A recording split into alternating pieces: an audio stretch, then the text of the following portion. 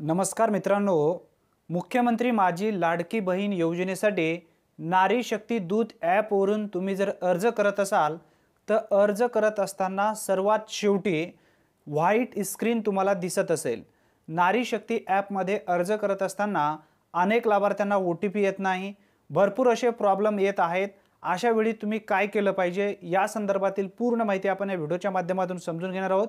त्यासाठी नक्की व्हिडिओ शेवटपर्यंत पहा। तत्पूर्वी चॅनलवरती पहिल्यांदाच आला असाल तर चॅनलला सबस्क्राइब करून बेल नोटिफिकेशनला क्लिक करा। चला तर मग व्हिडिओ सुरू करूया। मित्रांनो, नारी शक्ती दूत ॲपवरून तुम्ही जेव्हा अर्ज करताय, अर्ज करत असताना सर्वप्रथम तुमचा जो प्रोफाइल आहे तो अपडेट करून घेणं गरजेचं आहे। अपडेट केल्यानंतर जेव्हा तुम्ही नारी शक्ती ॲपचा वापर करायला सुरू करता तेव्हा सर्वप्रथम लाभार्थ्यांचं पूर्ण नाव, त्या ठिकाणी ज्या पद्धतीने माहिती दिलेली आहे सर्व माहिती सविस्तररित्या भरून घ्या। आणि हमीपत्र असेल तो हमीपत्र सुद्धा तुम्हाला टेलिग्राम ग्रुपवरती दिलेला आहे, त्याची प्रिंट काढा आणि तो हमीपत्र साइन करून त्या ठिकाणी तुम्ही अपलोड करायचं आहे। सर्वप्रथम आता समजून घ्या कोणकोणते डॉक्युमेंट्स अपलोड करायचे आहेत, त्यानंतर व्हाईट स्क्रीन आल्यानंतर तुम्ही काय केलं पाहिजे याबद्दलची सुद्धा माहिती तुम्ही समजून घ्यायला पाहिजे। मित्रांनो, यामध्ये 1 नंबरला आधार कार्ड तुम्हाला जोडायचं आहे, त्यानंतर आदिवासी जन्म प्रमाणपत्र तुम्हाला जोडायचं आहे, उत्पन्नाचा दाखला जोडायचा आहे, अर्जदाराचे हमीपत्र जोडायचे आहेत, बँकेचा पासबुक जोडायचा आहे आणि त्यानंतर अर्जदारांचा लाईव्ह फोटो त्या ठिकाणी घ्यायचा आहे। मागे व्हाईट जो भिंत पाहिजे त्यानंतर फोटो काढा आणि त्यानंतर सर्वात महत्त्वाचा म्हणजे खाली जो या ठिकाणी हमीपत्रासाठी टिक मार्क करण्यासाठी तुम्हाला एक ऑप्शन दिलेला आहे त्यावरती टिक मार्क करा, त्यानंतरच तुमची फाईल जतन करा। आता या ठिकाणी अनेक लाभार्थी सांगत आहेत, आता जो आदिवासी प्रमाणपत्र असेल किंवा रहिवासीचा दाखला असेल, आता त्या ठिकाणी कोणते डॉक्युमेंट अपलोड करायला पाहिजे। मित्रांनो, आता तुमच्याकडे TC असेल, मॅरेज सर्टिफिकेट असेल किंवा मतदान कार्ड असेल, जे डॉक्युमेंट तुमच्याकडे आहे ते डॉक्युमेंट त्या ठिकाणी टाका आणि मर्ज करा। शक्यतो तुमच्याकडे जर काही तफावत असेल, काही चूक असेल किंवा 2 डॉक्युमेंट असतील, आता अनेक व्यक्तींचे रेशन कार्ड एकीकडे आहे, म्हणजे आई वडिलांकडे रेशन कार्ड आहे, या ठिकाणी पतींचं TC आहे, मग त्यावेळी काय करा, तुम्ही 2 फाईल मर्ज करा, म्हणजे PDF दोन्ही एका ठिकाणी करा आणि त्या ठिकाणी बघा आदिवासी प्रमाणपत्रामध्ये तुम्ही एकतर तुमचं मतदान कार्ड लावू शकता, TC लावू शकता, त्यानंतर जन्म दाखला तुम्ही त्या ठिकाणी अपलोड करू शकता आणि खाली जो उत्पन्नाचा दाखला आहे उत्पन्नाच्या दाखला ठिकाणी तुमचा जो पिवळा किंवा केसरी रेशन कार्ड आहे तो तुम्हाला डाउनलोड करायचा आहे।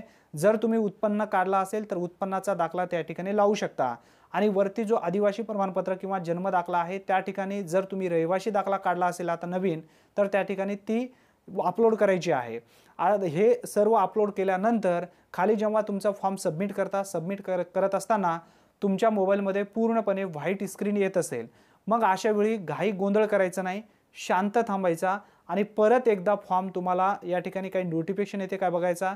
जर नोटिफिकेशन आलं नाही तर बॅक घ्या आणि तसंच थांबा, 1 ते 2 दिवसांना परत ट्राय करा। मित्रांनो, सध्या हा ॲप खूप मोठ्या प्रमाणामध्ये लोडिंग घेत आहे आणि काही अपडेटसुद्धा होणे बाकी आहेत, त्यासाठी आत्ताच घाई करू नका, कारण 31 ऑगस्टपर्यंत आपल्याला अर्ज करायचे आहेत। 31 ऑगस्टपर्यंत जरी आपण अर्ज केलात, 30 ऑगस्टला किंवा 31 ऑगस्टला जरी आपण अर्ज केलात तरी सुद्धा तुम्हाला जुलै आणि ऑगस्टचे पैसे मिळणार आहेत, हे ध्यानात ठेवा। आता तुम्हाला ऑगस्टमध्ये पैसे मिळणार नाहीत किंवा जुलैमध्ये पैसे मिळणार नाहीत, त्यासाठी घाई गोंधळ करून अर्ज त्रुटीमध्ये विनाकारण पाडू नका। त्यासाठी व्यवस्थितरित्या अर्ज भरत असताना सुरळीत ॲप चालते का बघा, जर सुरळीत ॲप चालत असेल तरच अर्ज करा। व्हाईट स्क्रीन जर दिसत असेल तर त्या ठिकाणी तसंच सोडून टाका, परत 1 ते 2 दिवसांना ट्राय करा। जर तुम्हाला हे काही समजत नसेल तर शक्यतो जो व्यक्ती व्यवस्थितरित्या अर्ज भरेल, ज्या ठिकाणी तुमचा अर्ज त्रुटीमध्ये पडणार नाही त्या ठिकाणी जाऊन अर्ज सविस्तररित्या भरून घ्या। मित्रांनो, परत एकदा ध्यानात ठेवा, जर व्हाईट स्क्रीन दिसत असेल तर काळजी करू नका, त्या ठिकाणी तुमचा फॉर्म अजून सबमिट झालेला नाही आहे किंवा त्रुटीमध्ये पडलेलं नाही आहे।